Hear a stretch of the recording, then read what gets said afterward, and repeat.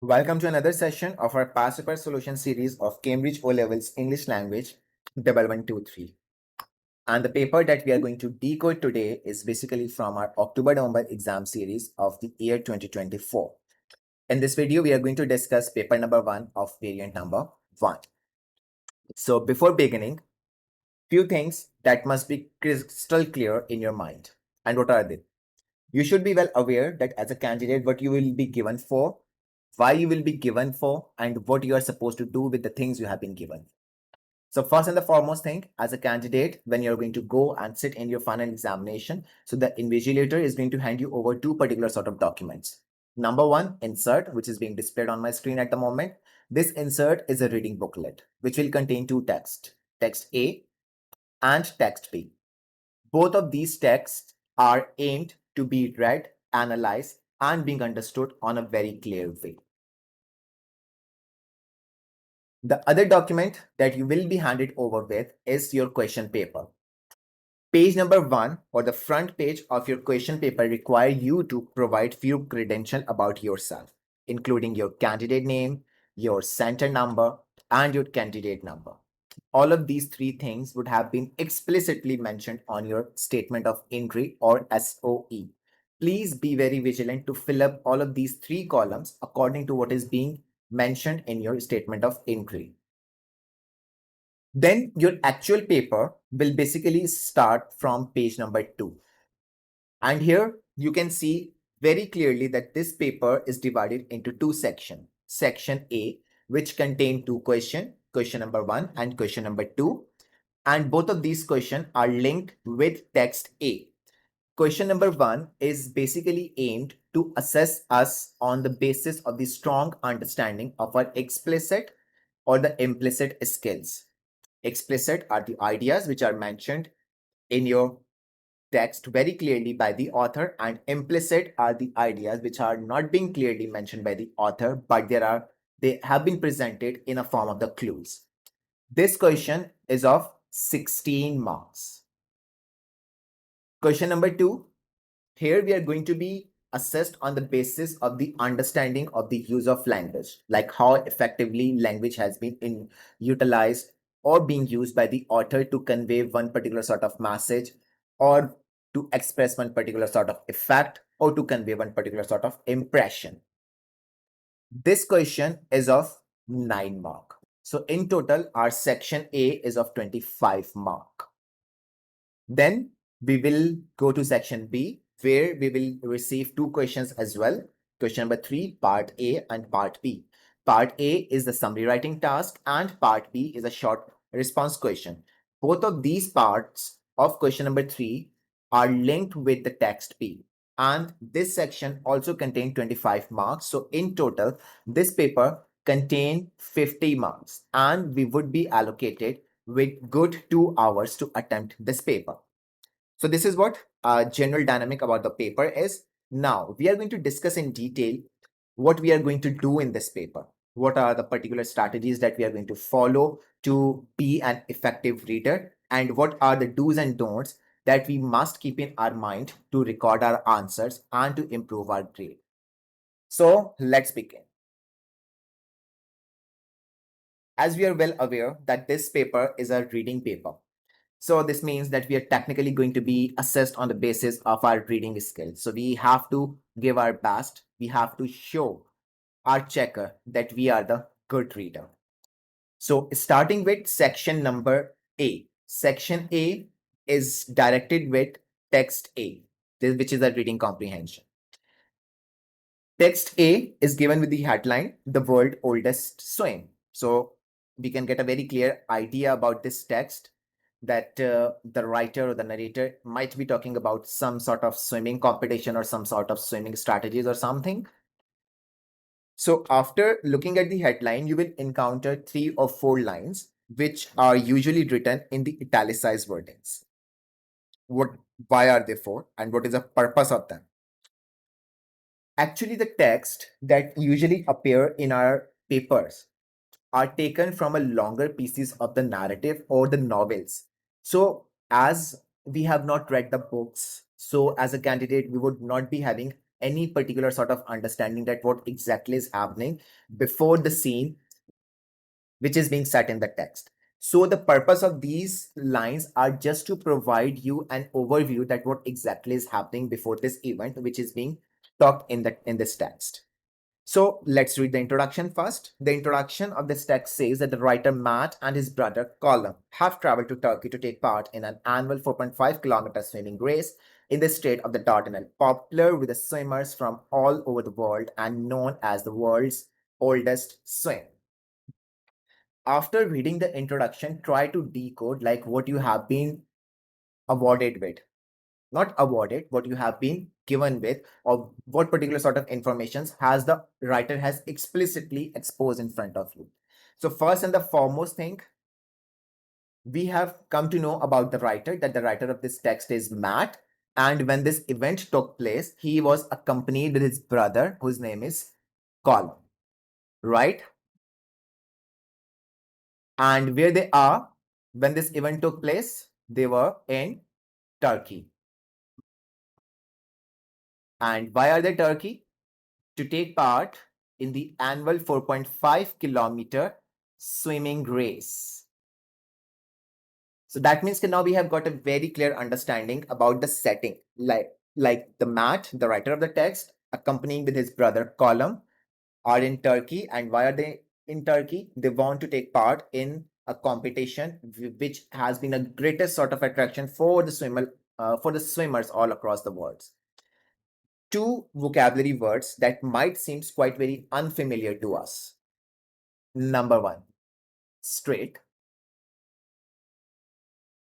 and number two, Dardanelles. What are they? As far as the word straight is concerned, Strait. So this is basically a geographical terminology which refer to the narrow area of a sea or the passage of the sea of the water. I must say the appropriate term, water, which connects two different seas, either locating in the same country or the continent or in the different one. So strait is a connection between two seas. And Dardanelles is a very historical seaport of Turkey. So by looking at the introduction, we have got the very clear understanding that the location where they are, where the competition is being set, is quite very narrowed, a sort of congested, and it has been a greatest attraction because this competition held once in a year annually. And here the swimmers are supposed to swim for 4.5 kilometer, right? So let's proceed with reading of the text. One very appropriate strategy that you may also adopt is to try to divide your reading according to each and every paragraph. As you're well aware that in your paper, you are given with the reference of the line number or the text. Usually for question number one, the text reference has not been given, but the line numbers have been given. So going with the paragraph approach is quite very justified. Like for example, if you have read text, paragraph number one of text, so you can go to the questions and you can see if you would be able to answer the question or not, right? So before attempting this strategy, one thing must be clear in your mind, and that is what exactly you are going to read for.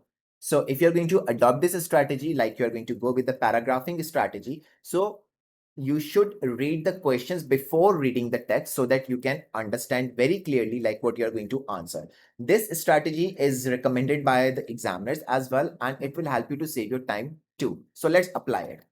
So question number one, part one is basically from line number two. And if we go back to the text, so line number two is in paragraph number one. Then paragraph number one is ending at line number five. So that means our question number B is not from the paragraph number two. So the question number one, part A says that in what ways does the geography of the Strait of the Dardanelles make it one of the busiest shipping lanes in the world? So that means we are supposed to point out one particular sort of feature, as the question say the word way, not ways, and question is of 1 mark. So that means only one feature is being required to express that this portion of the sea is the busiest, right? So let's go to the paragraph. The text says, we know before we arrived that the geography of the Strait of the Dardanelles means it has become one of the busiest shipping lanes in the world. This narrow striped water flows between four seas, offering access from Asia and Europe. So, it shouldn't have surprised us when we stood at the water's edge, peering through the thin screen of trees to see huge slow tankers and freighters filled with cargoes. So here the text, sorry, the author in the text is saying that the Dardanelles is a very important waterway because it connects four different seas and and separates Asia from Europe. It is very busy with the big ships carrying goods. So when the writer, along with his brother, reached at the shore, so they were not surprised to see the huge cargoes moving slowly in the water. So the text clue for the question is flows between four seas. Let me just highlight it. Flows between four seas, offering access from Asia to Europe. So this means this is the key for the question number 1, part A. In what way does the geography of the Strait of Dardanelles make it one of the busiest shipping lane in the world? So technically, this phrase was used in line number 2, one of the busiest shipping lane in the world. But if we go to line number 2, this narrow strip of water, here the term is that busiest shipping lane in the world. So the point that I want to make over here or clarify over here that the mentioning of the line number is not necessary that your question is being strictly answered in the line or in the sentence. There is a possibility that the event might have started in the line number from where the phrase has been taken, or it might be just a clue to understand or to make a reference. As the question is saying that in what way. So this is a keyword for us to make an understanding that this is an explicit question. Remember, explicit questions are the questions which are made from the particular informations clearly stated in the author. So as a candidate, we have to show our strong understanding of the explicit information. So this means that we are not at all supposed to make any sort of inference, or we are not at all supposed to add any sort of opinion while we are going to record our answer. So the answer straightforwardly we have taken out that it flows between four seas, offering the access from Asia to Europe. So this is basically telling us about the geography that this particular place where they are is a place which is connecting different places. So the place which is connecting different places is usually known as quite very busy because it contains the traffic coming from all particular sort of directions. Just imagine any particular sort of junction in your road from where four different roads are connected. So the traffic is being overwhelmed because it's coming from all of the direction. So it seems to be a quite very crowded. So we can compose our answer accordingly. So we can say that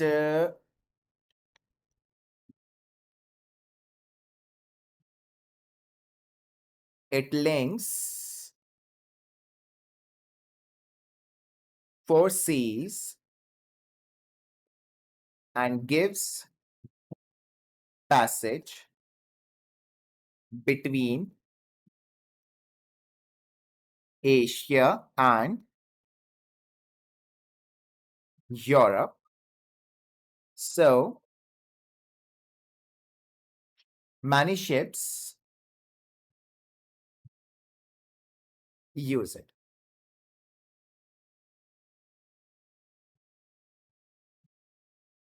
So in this way, our answer would be quite very justified with reference to the marks which have been awarded to this question. As this question is of 1 mark, so we are supposed to give one feature only. So our answer can says that it links four seas and give passage between Asia and Europe. So many ships use it. We have extracted the information, and we have justified it, right? So let's proceed with the reading of paragraph number 2. And the questions which are from paragraph number 2 are basically two. And what are they? The first question is that explain what Column is feeling when he says wow. That is from line 6. And another question from the same paragraph is that from paragraph number 2, give two ways in which the waters of strait are different from waters Column and mat are used to swimming in. That means that while we are going to read paragraph number 2, so we are going to take out two particular sort of information that what Column was feeling when he pronounced the word wow, and the differentiation between the strait where they are for the competition and the particular conditions that they usually swim on. Okay, so the paragraph number 2 says, wow, said Column. I agreed. This was the open heart of Turkish industry. We felt a long way from the peaceful lakes and the clear rivers of the forest back home. Right then, we knew that this was going to be a swim unlike any we would attempt it before. So the first word that has been clearly mentioned is wow. I agreed.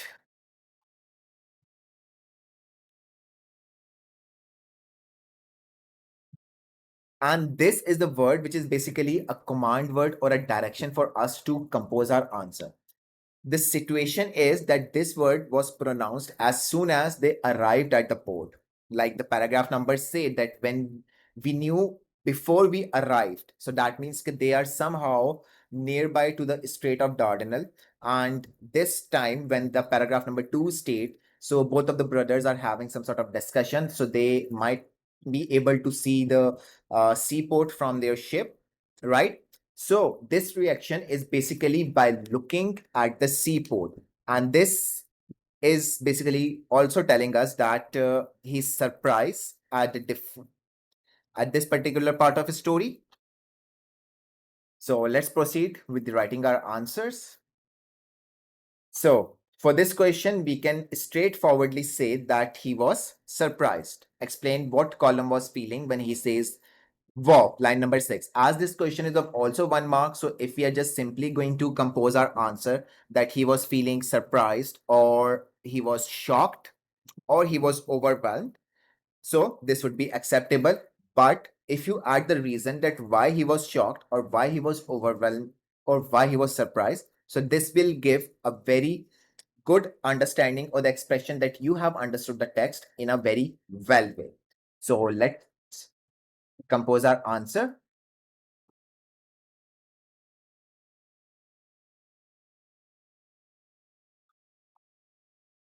We can say that he was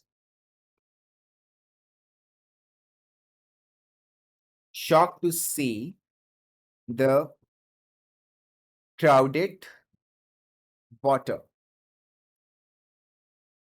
right?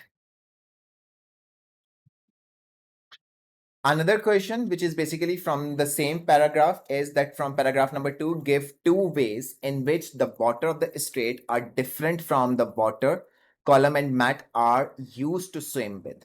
This question is of 2 mark and it says give two ways. So this is purely an explicit question. So that means that if we are just going to pick up from the text and we are going to write it down here, so that would be accepted. As this question requires you to give the evidence, so yes, that would be quite very accepted that if you are just simply going to pick up each and everything same exactly as it has been stated in the text. So if we go back to the text, this was the open heart of the Turkey. The first clue that we have got is that this was the open heart of the Turkish industry. Let me just highlight it. Sorry, I mean to highlight, but it got underlined. This was the open heart of the Turkish industry. And another clue is in the next line. We felt a long way from the peaceful lakes and the clear rivers. From the peaceful lakes and the clear rivers. Here, the point that the writer want to make is that they were quite very used to of swimming in isolated or artificial sort of place. They have never ever have this particular sort of opportunity to swim in the natural environment. So as far as the question requirement are concerned, so as we were supposed to give the evidence, so we can pick and write both of these evidence as they have been clearly mentioned in the text. Remember, whenever the question is stated like this, that give two ways, two details, one feature, so that means that you are if you are going to use the same exact wording of the text, so yes, it's going to be acceptable. So far, by applying this strategy, we had been able to attempt 2 paragraphs and 3 questions in 15 minutes, which seems like this is a quite very appropriate approach to attempt in for our paper as well. Now, the next question is from line number 13, which is basically our paragraph number 3. And the question says that identify 2 details that show why people call this world's oldest swim. Again, it says 2 details. That means the evidential question. We just have to give the reason that why this swim had been known as the world's oldest swim. So let's proceed with the reading of paragraph number 3. Paragraph number 3 says, the shores of the strait were scattered with the dusty ruins of the ancient castles. The legendary city of Troy was long ago situated there, and Greek myths tell Leander swimming across the strait at night to meet his lover. Romantic poet Lord Byron wanted to swim it to prove this was possible. On his second attempt in 1810, he did. No wonder people call this the world's oldest swim.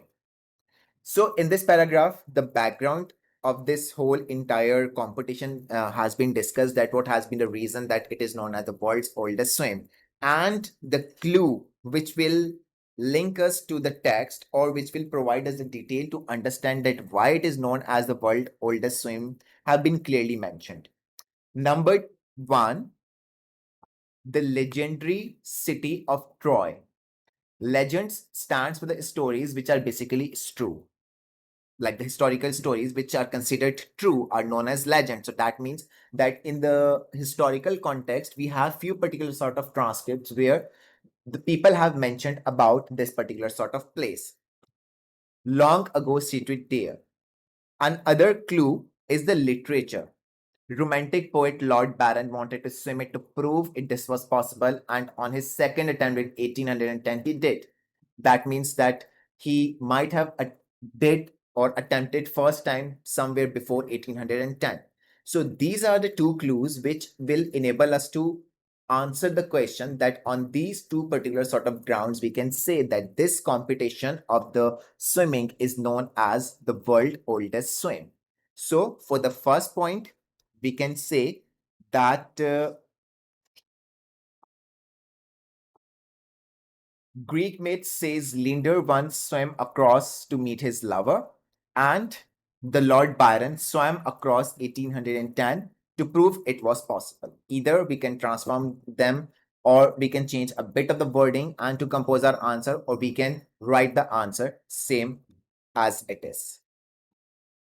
Now, the next question, part E, is basically from our line number 24, which is the next paragraph.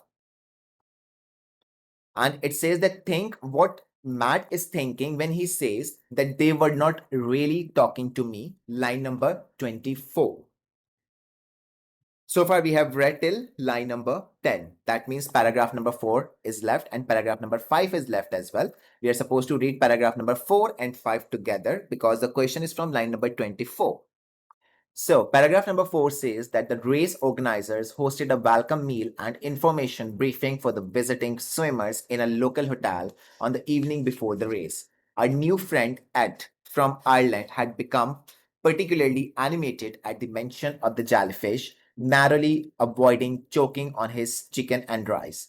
He interrogated us about the minor details of our own race preparations. Colum had teased him wickedly. with exaggerated accounts. Aimed all the anticipation, though was unwelcome news, weather forecasters predicted winds nearing gale force the seas 2 meters high.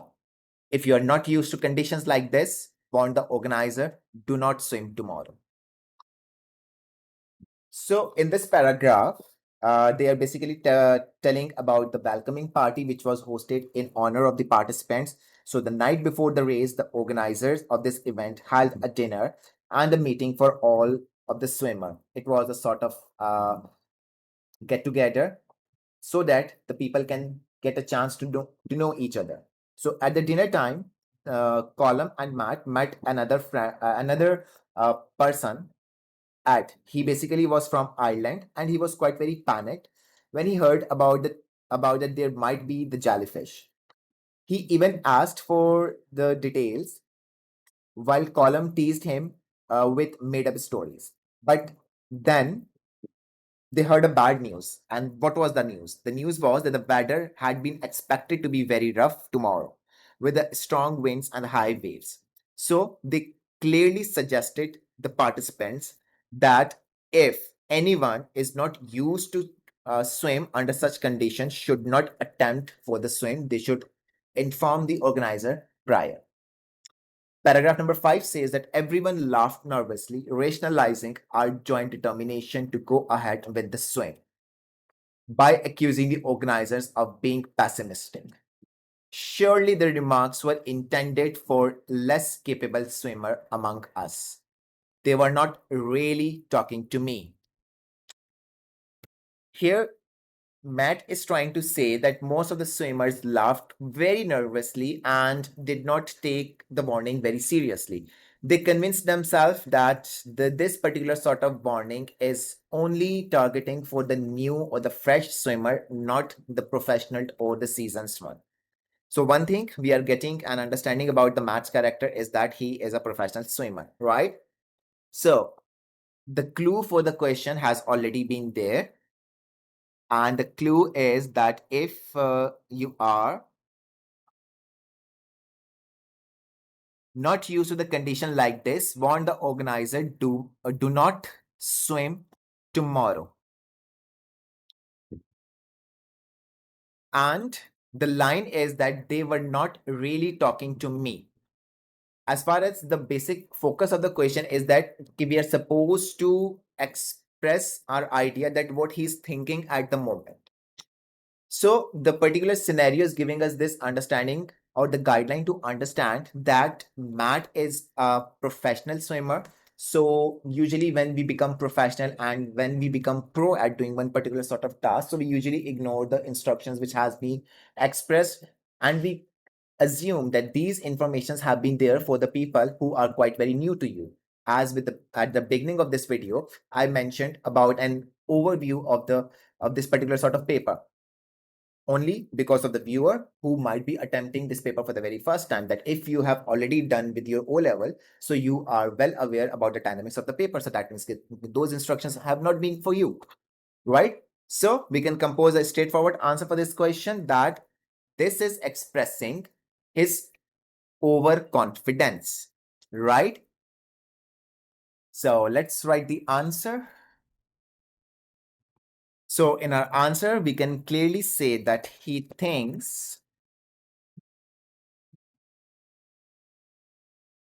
he thinks that the warning only applies to fresh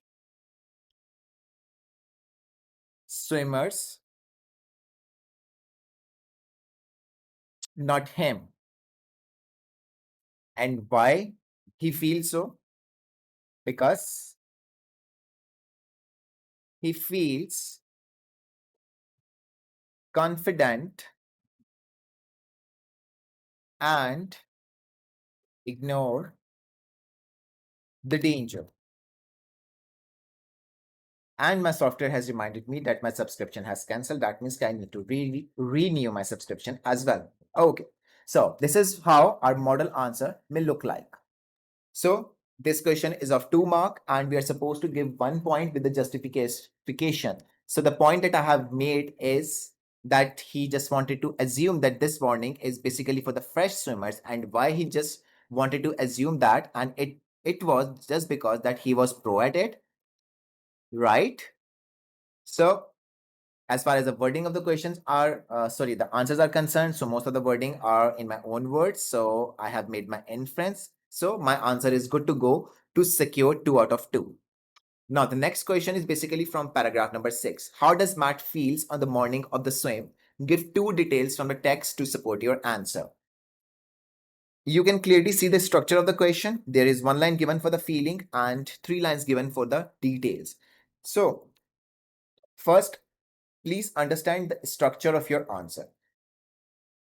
This structure is suggesting you that you are supposed to give feeling only and then the detail for that particular sort of feeling. For example, if you're saying that he was happy, so both of your details must be aligning with the idea of being happiness. It should not be like that, that one detail is expressing that he was happy, but the other one is not having a very strong connection with the happiness.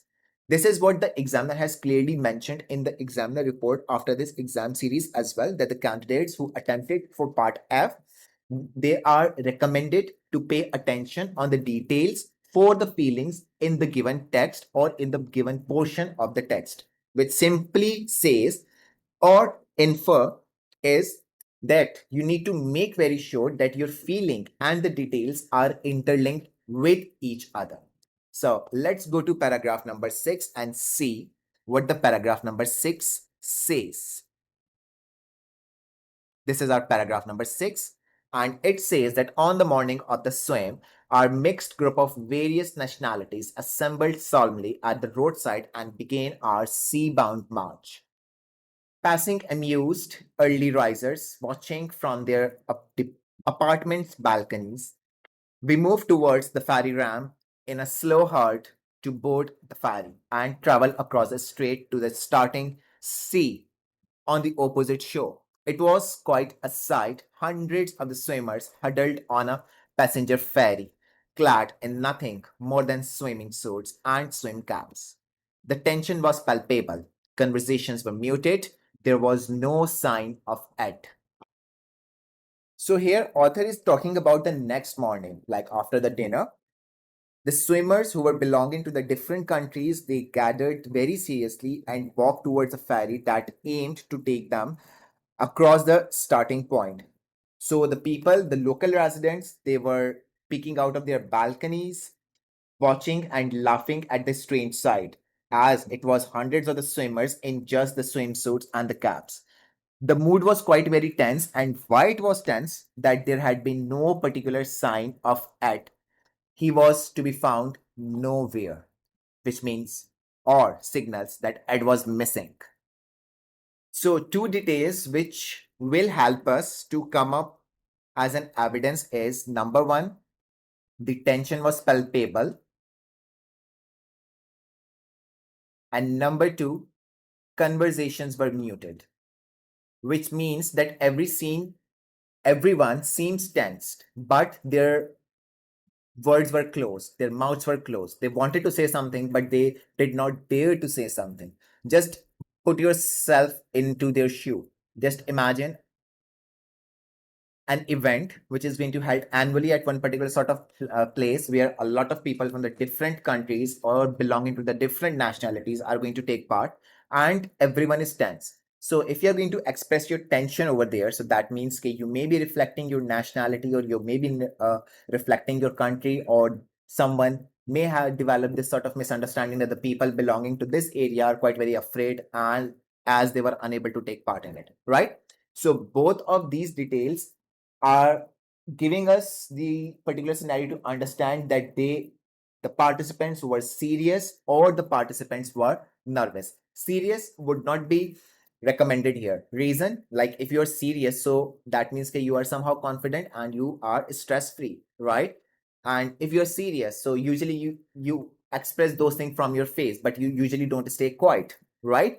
So we have to make sure that whatever the feeling we are going to say, we are going to mention, is going to be aligned with each and every evidence that we have.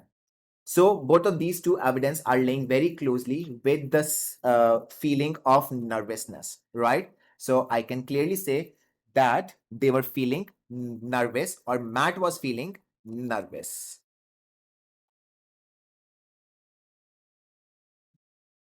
Let me just make a space first to write down nervous.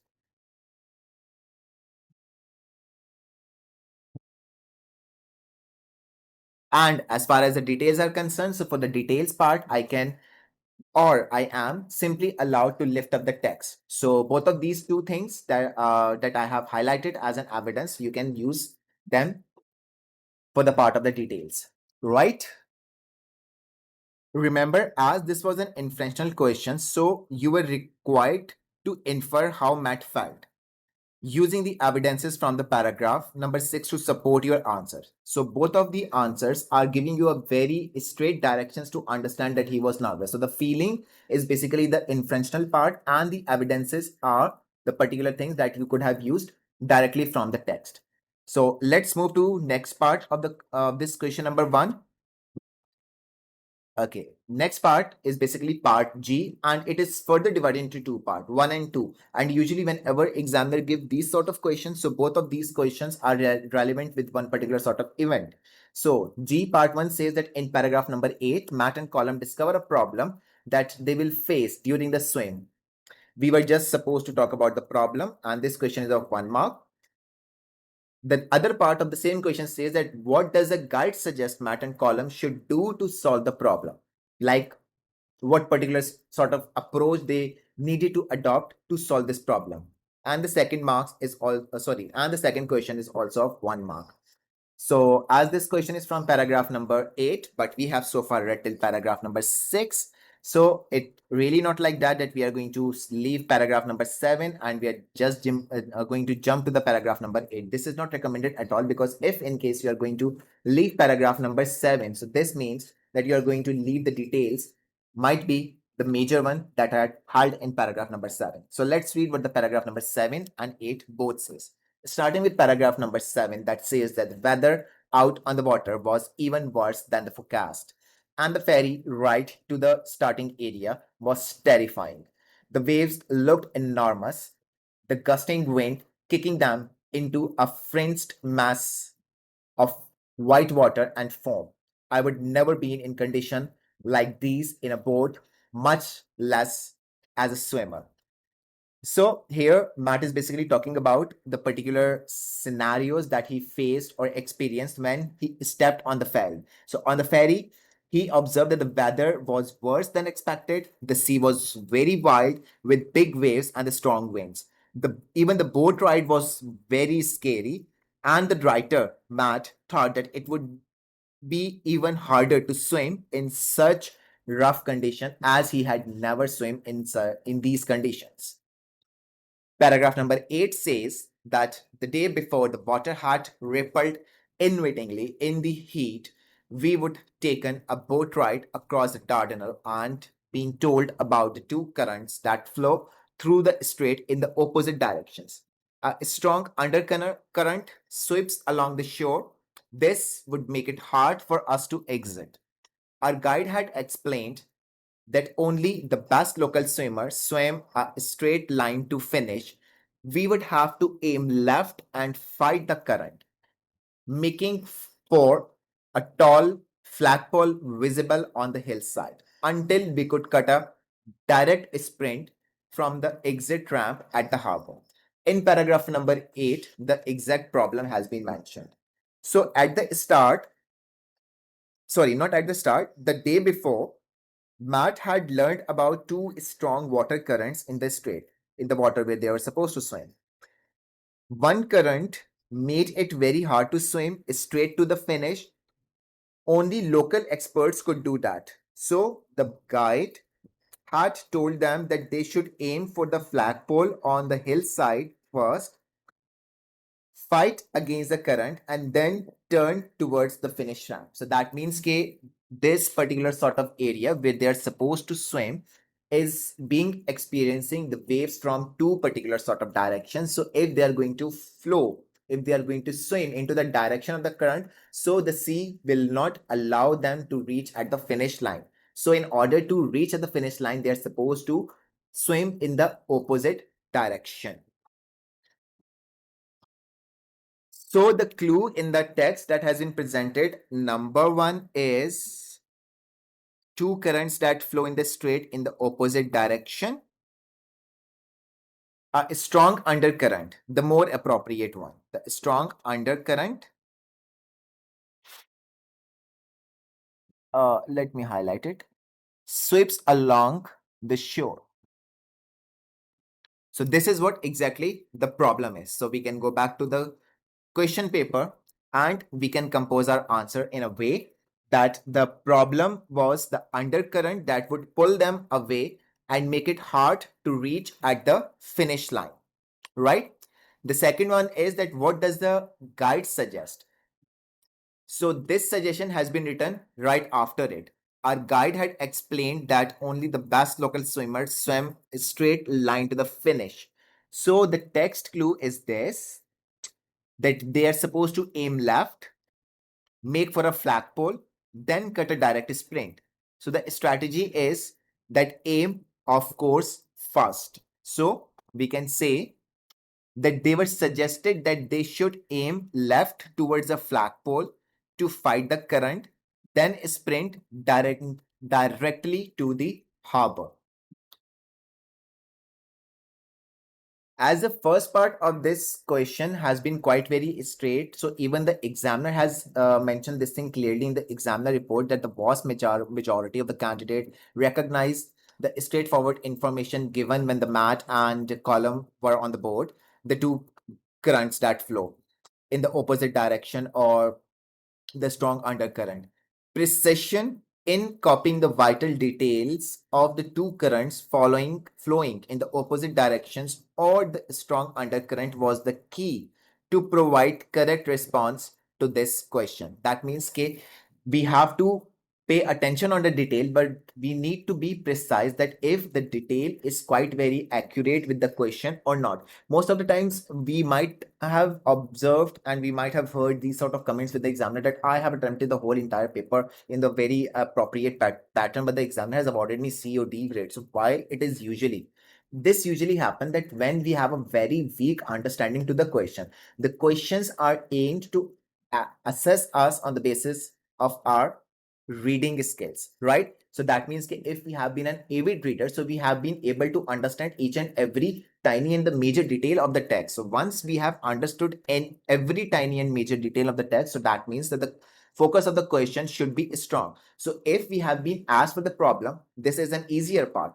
But we also have to be quite very precise that if the problem that we are talking about is literally the problem is or not. Maybe that might have just been a sort of thinking style or might be the mindset of the character, right? So the last part is basically explain using your own words, adds different feelings about the swim, give three details from the text anywhere to support your answer. This part has been quite very crucial as most of the candidates is stuck here. First and the foremost thing where the candidates are stuck is basically the particular sort of guideline, like how they're supposed to attempt this question. As this question says that give three details from anywhere to text in the text to support your answer. This means that you are allowed to pick up the details anywhere. The main focus is the feeling. Like for example, if you're saying that I was nervous, so you have to express that what are the particular areas where he has been nervous. So the direction that the examiner has clearly mentioned this part specifically is that candidates are supposed to identify the section of the text and the character which are relevant to the question. We need to consider the different feelings of the character in these sections, consider whether there could be a change in their feeling over the course of the narrative. We are supposed to use our own words to describe three different feelings. That means that no lifting from the text is allowed, right? We are supposed to select evidence to support each feeling. This means a text detail in the form of a quotation. Here, we are allowed to lift. We need to present our answer clearly with each feeling supported by a relevant text detail and we need to prepare for this question by reading literary texts and describing the feelings of the characters, right? So, although precise and accurate paraphrasing is acceptable as the text detail, this approach is not advised, as paraphrasing can all too easily result in generalization or a lack of a focus or detail.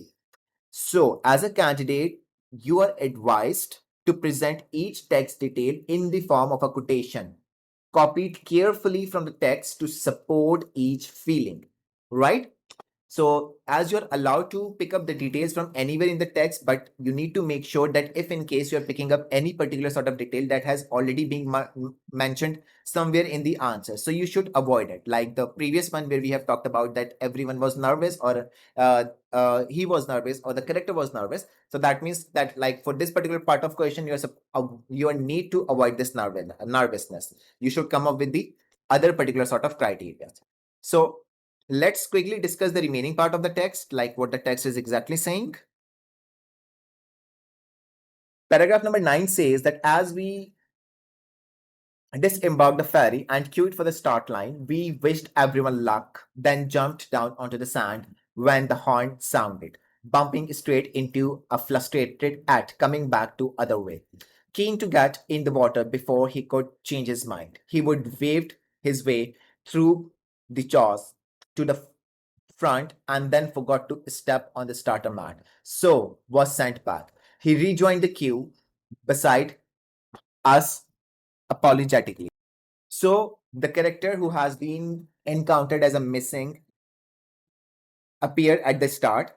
Everyone wished each other a very best of luck, and as soon as the horn sounded, they ran to the water. Suddenly, they saw Ed coming back. He had rushed forward to start but forgot to step on the electronic mat that recorded the start. So he was sent back. He rejoined them and he felt himself quite very embarrassed.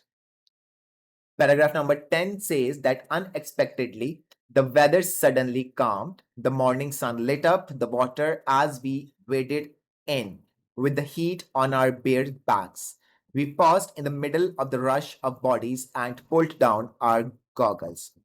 A fever swept across the churned water, and I let out a cheer as swimmers dived into the shallows around us. Splashes of water erupted in all directions, and then we slumped forward, went under, and pulled ourselves through the swirling green, quiet veils of bubbles. So during the swim, luckily the weather suddenly became quite very calm and the sun came out as the swimmers entered the water. So everyone adjusted their goggles and jumped in accordingly. There were splashes everywhere as the swimmers rushed forward, diving into the green water full of bubbles. Paragraph number 11 says that when I came up, there were swimmers on all sides of me. We are only here once, Ed called, disappearing recklessly into the screaming mass of swimmers. I picked out Column's distinctive swing shot and drew up alongside him, and we set off together into the long, bobbing channel of the colorful fishing boats, kayaks, and dinghies floating on the water. So the writer surfaced and saw swimmers all around him, and he heard at shouting that we are here for the only one time. So before speeding away, and the writer found Columns in the crowd and swam beside him as they moved through the channel filled with the boats and the kayaks. For the next half hour, slows slow waves rocked us as we rose and as we sang. A contented part of the swimmers, the seabed disappeared quickly, but the sun still stretched its arrows down deep underwater, catching umbrellas of clear jellyfish rising from the murk, glowing hypnotically under faint shawls of the shimmering fish. Column and I timed our strokes evenly as we cut a path through the through the crisscrossing waves of other swimmers. Finally, I let my feet trail, basking in the warmth washing over me. until we floated onto the glassy water, shielded by the harbor wall around the next ramp. Sorry, the exit ramp. For about half hour, the swimmers were carried away by the waters rising and falling together. The seabed has disappeared, but the sunlight still reached down. This was basically a good signal because the swimmers were quite very able to see the shining on the jellyfish and the small fishes, so they would be able to keep themselves safe from the jellyfish. The writer and the column kept swimming in the rhythm with each other. Finally, the writer relaxed, enjoying the warm water under the reach, the calm, protected area near the harbor exit the ramp, where the swim was supposed to end. So this is what the whole entire text is. As we have already attempted question number 1, all the parts. Now the next part is question number 2. This question number 2 is basically the use of language. The use of language, where our answers are aimed to comment on the particular choice of the language or the strategy adopted by the author, not what is being stated by the author. So the structures of the question appear like this, that you have been given with short excerpts from the text, and you are either supposed to talk about the impression the author wanted to convey at that particular part of the story, or the message the author want to present, or the effect the author want to present, or why the author has used this particular sort of vocabulary or any sort of literary act, right? So, question number 2, part A, that read this sentence from the text. Unexpectedly, the weather suddenly calmed and the morning sun lit up the water as we waded in with the heat on our bare backs. Line number 47 till 48. And we have been asked that what does the writer want to suggest to the reader about the swim at this part? So, in order to perform well on this question, we need to acknowledge that this question number 2 sub question is basically not aimed to test our comprehension, but the effect of the language being used. So the structure of the text and the particular comment on the text are the areas where we are supposed to work. So the usage of the phrase in the question that the weather suddenly calmed. This is a straight recognition that the weather change was a turning point during the swim. This is a sort of clue that we have understand, and this may acknowledge the initial fear of being the bad weather condition, or that the sudden calm would make a swim easier, or we can say that the swimmer started to feel comfortable, more relaxed, or it was enjoyable. So, as far as the examiner comments are expressed, so examiner has mentioned in the report that this was expressed either a comparison or with a focus on the swim now, which had become more pleasant. So the responses which focused only on the weather, speculating that the heat would be a good or a bad thing, needed to also say that how this basically affected the swim. So in simple word, we can say that this had been a turning point for the swim and for the swimmer as well, because they started to feel quite very calm and relaxed during the swim. Moving on to the second part of this question, question number 2.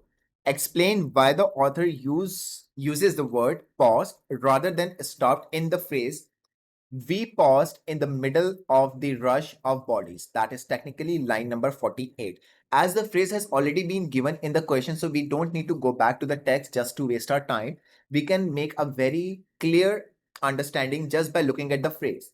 The focus of the question is that we just need to provide a comment that the writer would have been able to use the word stopped, but he has not used the word stop, but he has used the word paused. So what might has been the reason? So two words has been basically the main focus of the question: stop and pause. So we need to pay attention on their context. When we say stop, so that means that it's a permanent condition, right? If we connect this thing to the scenario which is being discussed in the text, technically the context is about the swimming. So when you're swimming, so it is usually not possible at all for you to stop, because if you are going to stop, So you're going to be engulfed by the deep water. So you need to pause during the swim. So that is reflecting that they did not halt there for a longer time being, but it was just a temporary pause. Now the question arises that for these sort of questions, how we are going to compose our answers. So we can clearly say that uh, the writer or the usage of word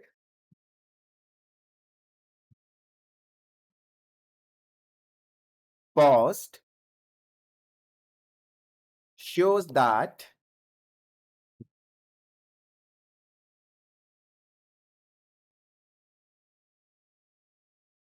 they only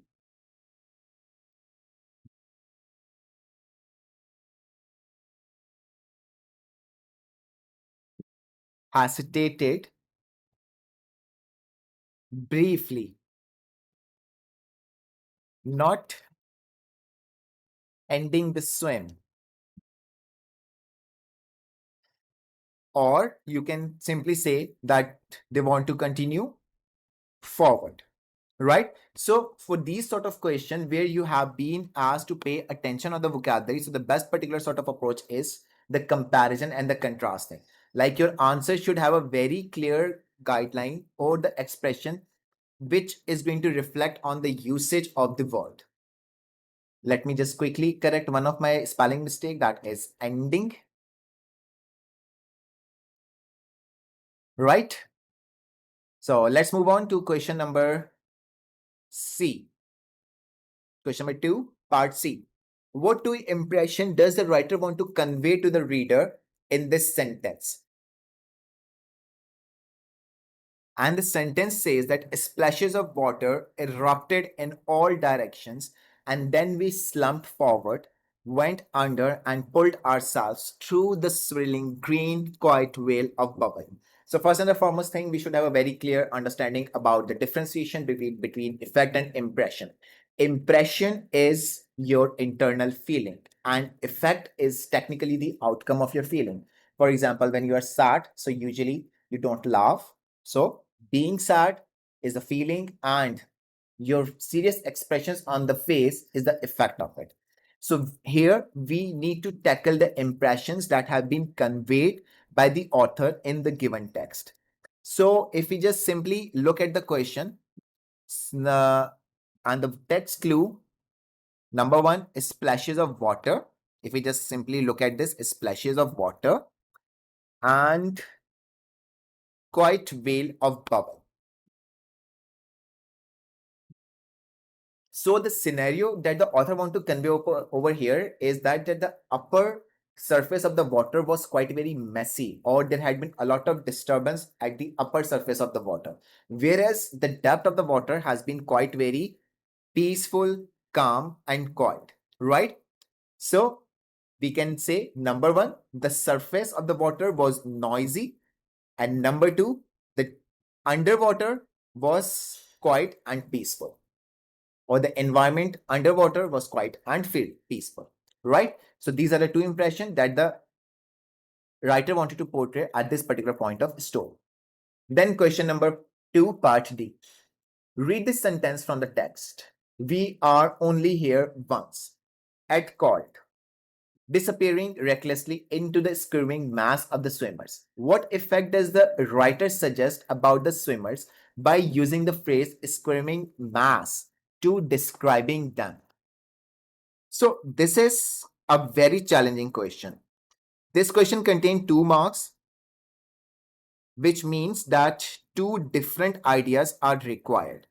One for each of the word quoted. Number one, swimming, and number two, mass. So both of these words are giving us an understanding about the situation during the swim. It was crowded, it was chaotic, it was wriggling. So in order to compose our answer, we can clearly say that. So both of these words are connecting us to a very appropriate understanding. Like the scenario was very crowded and the people had created a lot of chaotic effects. So it basically makes the swimmers seems quite very packed together as it was an annual competition. So and the swimmer across the globe have participated. It was a very narrow passage. So that means only if we can just simply imagine that so many swimmers are swimming in the narrow path of a water. So that means it's quite very crowded.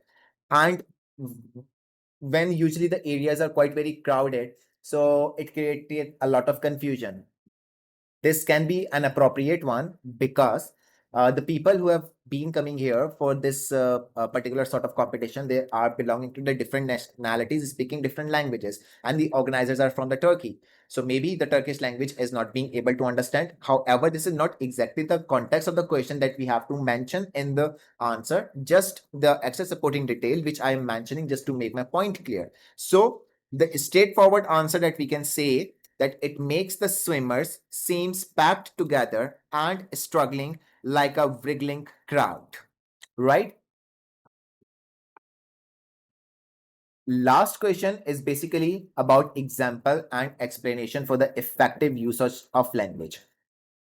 Now, as with the focus of this question number 2, we have understood one thing very clearly, that in use of language we are supposed to provide the comments on the strategies that has been adopted by the author or how they have been adopted by the author. Similarly, in this question, we are supposed to give one example for how the author has used the language effectively, and usually with reference to the theme or the content of the passage, the feelings of the character and the name of the character has been mentioned. So we have to quite very make sure that the example we are picking up, it should be an effective usage of a language. Now the question arises that what is an effective usage of the language? Is it just like writing a free sentence out of the errors, or composing an advanced level exaggerated vocabulary one? No, usage of the effective language means that author has cleared effectively what the author wanted to. Might be it could have been a very detailed scenario, but the author has precisely conveyed this thing. So in order to attempt this question, we have to make sure that we just have to pick up one example. Picking up the example contain 1 mark, and the explanation of the example will contain 2 marks. So in total, this question is of 3 marks. The only thing where you need to be quite very vigilant is that your example and your explanation must align with each other. So if the particular extract that has been given to you, if it contain any sort of literary device, so your life would be at some ease somewhere. You can just simply pick up that literary device and you can say that what particular sort of effect has been created by literary device. For example, if a simile has been used, so that means the author has done some sort of comparison. If imagery has been used, so the author is providing visually or the sensory details. Or if the personification has been used, so author is exchanging the attributes of the living and the non-living things. But if in case literary device has not been used, so there are so many other strategies that usually being applied by the authors. It can be an effective usage of the complex compound sentences. It can be effective usage of adverbs, verbs, and adverbial clauses. What you just simply have to do that you have to pick up one example and you have to provide explanation that in this example what the author has conveyed very effectively. For example, the text that has been given is that for the next 4 hours, slow waves rocked us, and we rose and we sank. A contented part of the swimmers, the seabed disappeared quickly, but the sun still stretched its arrows down the deep underwater, catching umbrellas of the clear jellyfish rising from the murk, glowing hypnotonically under the faint shawl of the shimmering fish. These have been basically taken from line number 57 till 63. So the one example is that a contented pod of swimmers, which has been clearly stated at the end of line number 2, a contented pod of swimmers.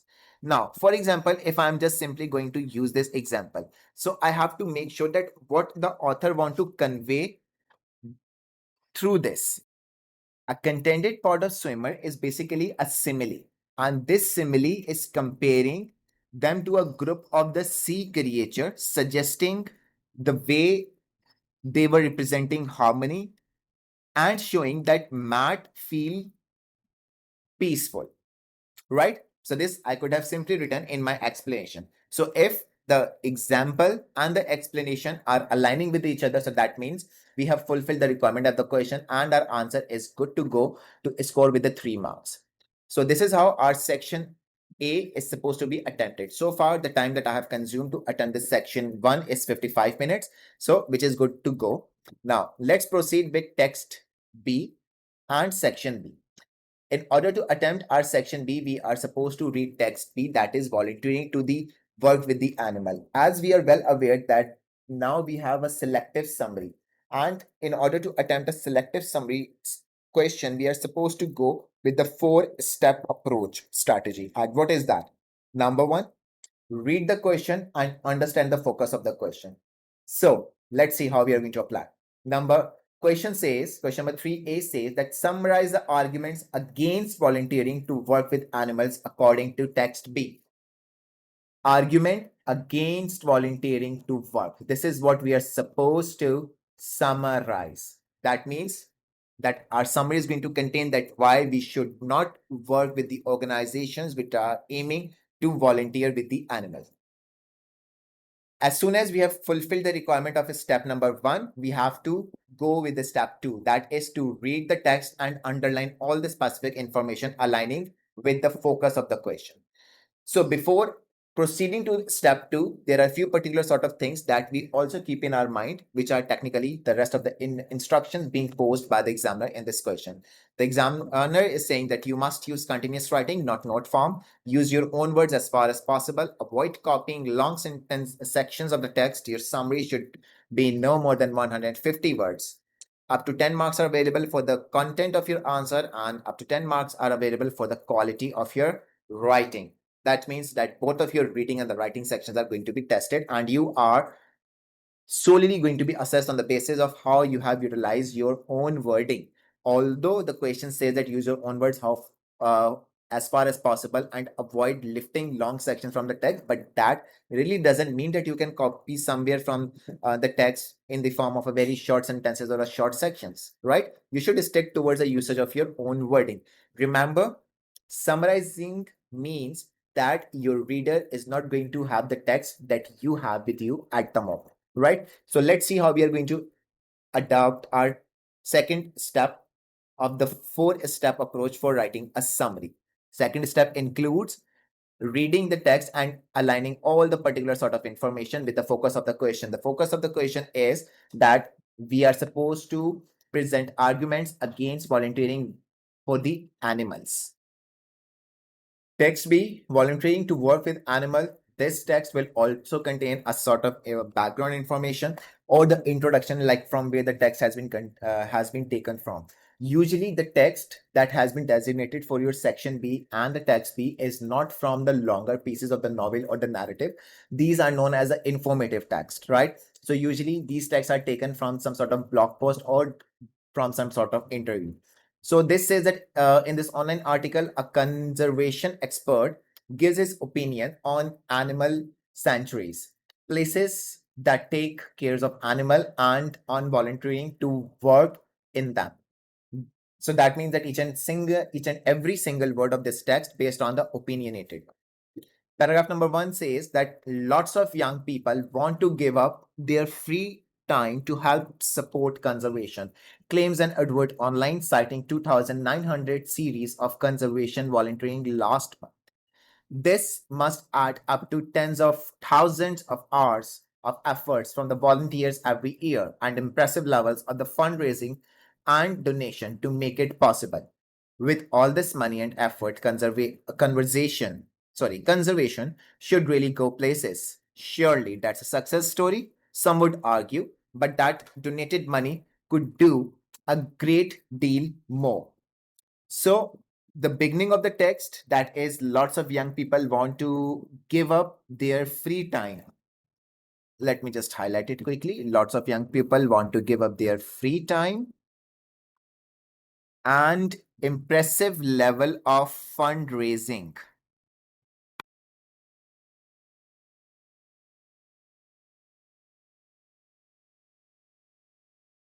but that donated money could do a great deal more.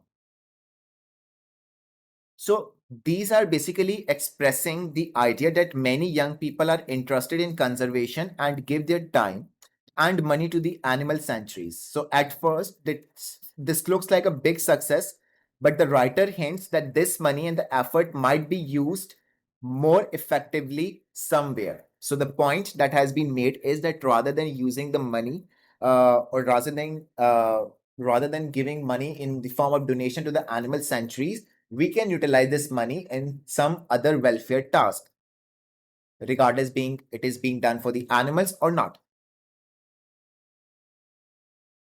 The second paragraph, in all honesty, every time someone comes up to me after a talk or says that they want to help conservation, so they are obviously heading off to an elephant orphanage, a primate sanctuary, or work with the big cats, my heart sinks.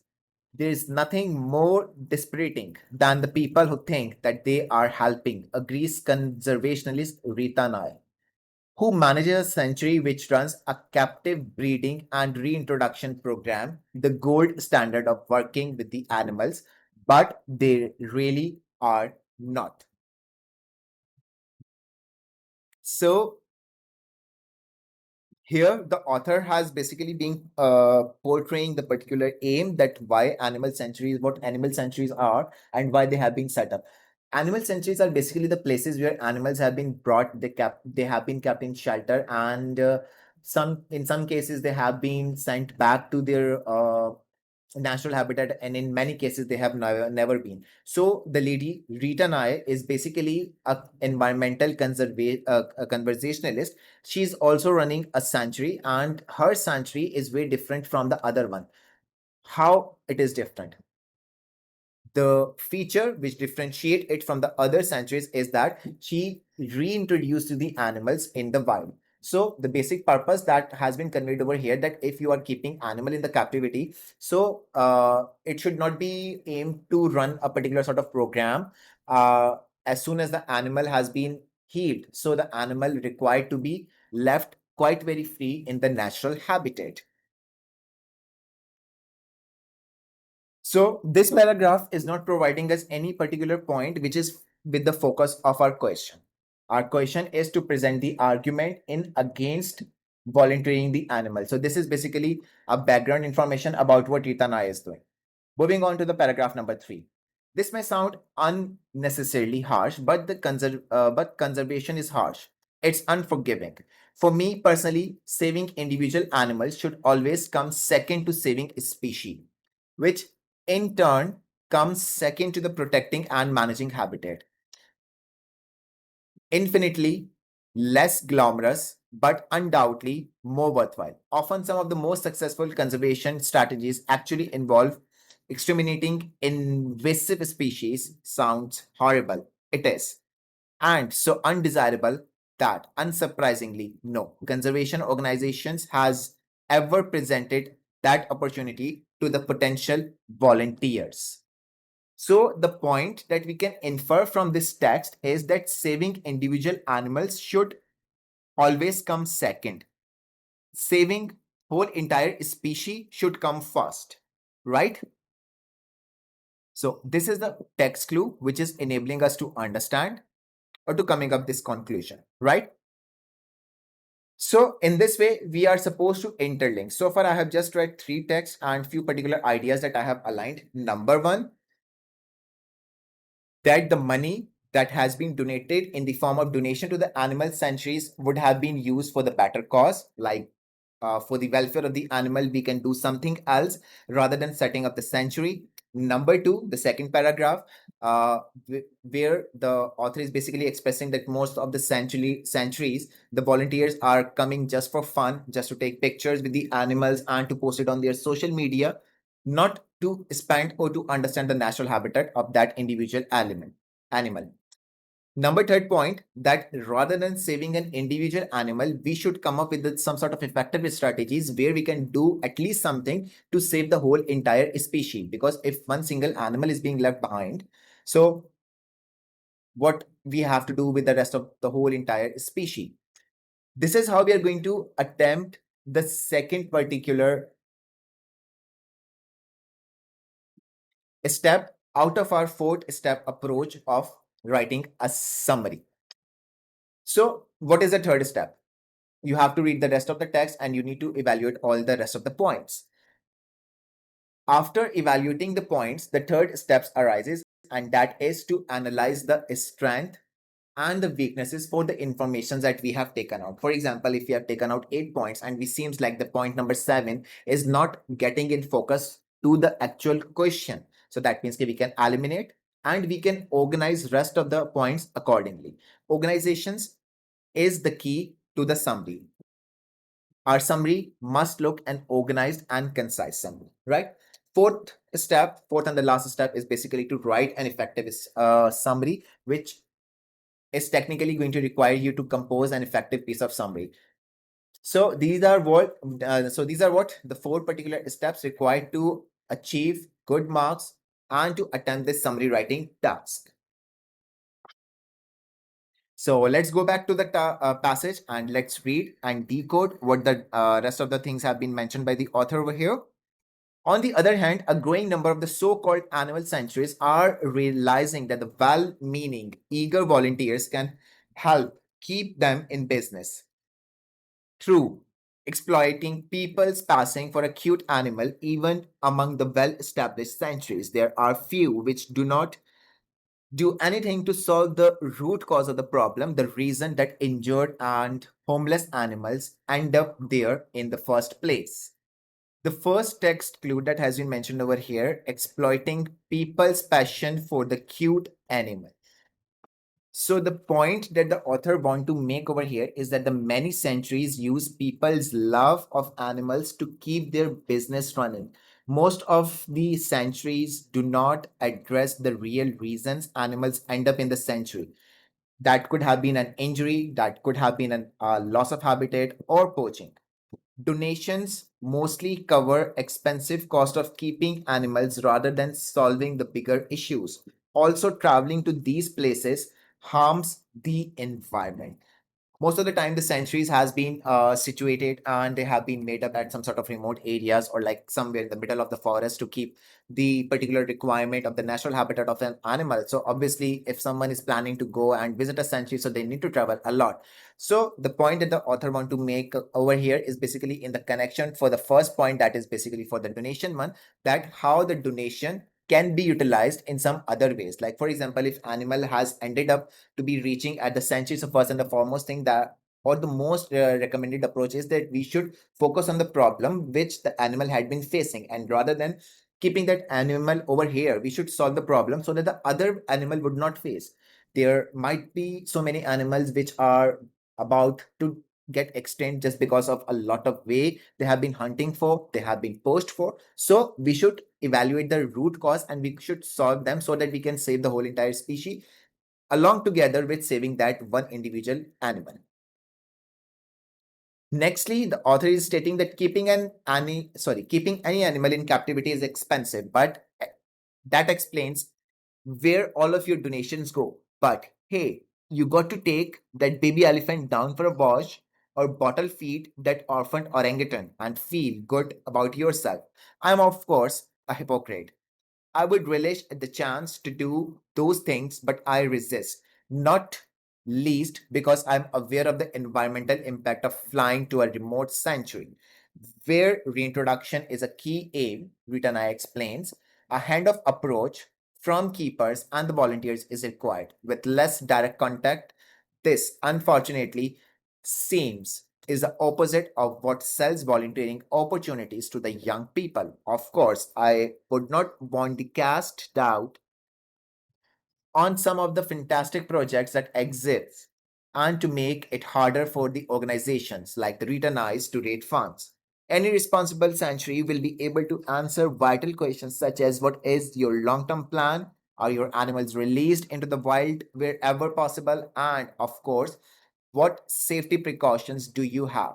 Koalas may look like cute and cuddly teddy bears, but they are wild animals. So, who's at fault? I believe the responsibility lies with the conservation organizations who should be educating volunteers about what to look for rather than promoting a cute and cuddly experience. Typically, organizations recruit volunteers to work for such a short time that the difference they can make is likely to be insignificant anyway. By the way, just for the sake of the comparison, here are a few other things young people search for: fake tan, 14,800, Pat Shims 1,000, and gap year 49,500. The ending of the whole entire text has nothing to do with the actual focus of the question. So that means we are not going to pay any sort of attention on these of two lines. So it is just a sort of sarcasm that the author has mentioned that what other researches the author has received while she had been doing the particular sort of survey. So in simple word, this article talks about the animal sanctuaries and whether volunteering in them is really useful for the conservation. Many young people are enthusiastic about helping animals and spend their time and money on it. But experts argues that this effort may not actually help conservation in the long run. Real conservation is about protecting habitats and species, not just individual animals. Some sanctuaries take advantages of the people's emotions by letting them interact with the cute animals, but they do little to solve the bigger problems. Donations often just cover the high cost of the keeping animals in captivity instead of tackling root causes. Volunteers may feel good by feeding or bathing animals, but this can harm reintroduction plans that requires a minimal human contact. Short-term volunteering also makes little real difference. The experts conclude that the conservation organizations should educate volunteers better instead of selling cute animal experiences. So the particular arguments that has been presented over here, number one is about the way that donations have been used. Number two, the particular way people adopt their mindset for the sanctuaries. Number three, keeping animal in the sanctuary is quite very costing. Number four, over the credibility that if you should save one animal or you should reintroduce that animal back to the natural environment. And then in the end, most of the points are focusing that how saving the whole entire environment could help. So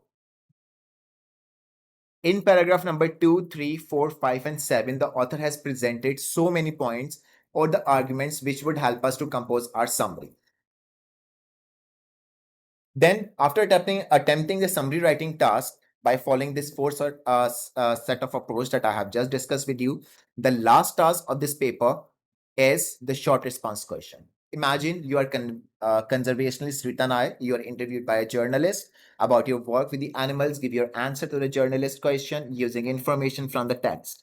Journalist question. Some people think that the sanctuaries like yours are irresponsible and exploit aims and volunteers. What is your opinion and why? In this short response questions, we need to show the understanding of the implicit meanings and the attitudes presented in text B. We as a candidate have to demonstrate that we can understand a particular perspective, opinion, or the point of view. So total marks for this question is basically 5 marks, and the perspective of the candidates is usually specified with the theme of the question. Like if you can just look at the question, so you can clearly see that you are supposed to present your answer with the point of view of the reader. So this point of view usually change with reference to each and every passage, whatever the theme has been designated for the text B and whatever the central character has been in the for the text B. So this question is being addressed accordingly. What we just simply have to do to get 5 out of 5. As I have just stated that this question is basically aimed to show your understanding of the implicit meanings and the attitude to respond. Now, first and foremost, all the particular explicit ideas that you have taken from the extract for in order to answer your part A, you need to understand that what the author wants to say there. Or if you find any other clue in the text about the perspective of the character that has been asked in the question, so you need to try it out to understand what the perspective of the author or the character is. Then come up with one point only, add your opinion with that point, and provide a sufficient explanation just to make a paragraph longer response. It should not be a much longer one. Your point must have a sufficient and the concise explanation. So if your answer to this part B is following these sort of details, so your answer would be good to go with the 5 good marks. In my previous videos, I had talked about the summary writing task in detail, but for this particular sort of video, I have just given the particular instructions, the do's and don'ts that you need to follow. However, the simple summary I have not provided. So if in case there has been any particular sort of confusion that is still in your mind, so feel free to drop your comments in the chat box. Happy learning.